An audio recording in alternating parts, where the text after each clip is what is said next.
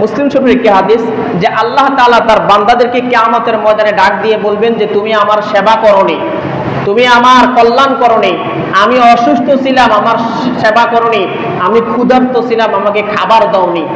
এই কথা যখন বান্দাদেরকে আল্লাহ তাআলা বলবেন তখন বান্দারা আশ্চর্য হবেন, আশ্চর্য হয়ে আল্লাহ রাব্বুল আলামিনকে বলবেন, হে আল্লাহ রাব্বুল আলামিন, আপনাকে তো আমরা দেখিই নাই, আপনাকে কিভাবে আমরা সেবা করব? আপনি তো আমাদের কাছে কখনো খাবার চান নাই, আমরা আপনাকে কিভাবে খাবার দিব?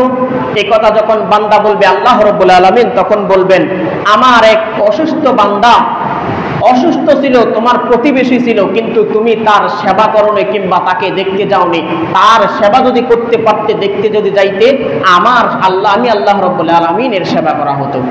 এরপরে বলবেন যে আমার এক বান্দা ক্ষুধার্ত ছিল, তোমার কাছে খাবার চেয়েছিল, কিংবা তোমার প্রতিবেশী তুমি পেট ভরে খেয়েছো, কিন্তু তোমার প্রতিবেশী পাশের ঘরের সে ক্ষুধার্ত ছিল, কিন্তু তুমি তাকে খাবার দাওনি, নিজে পেট ভরে খেয়েছো, তাকে খাবার দাওনি। ওই দিন যদি তাকে খাবার দিতে পারতে, আমি আল্লাহ রাব্বুল আলামিনকে খাওয়ানো হতো। সুবহানাল্লাহ।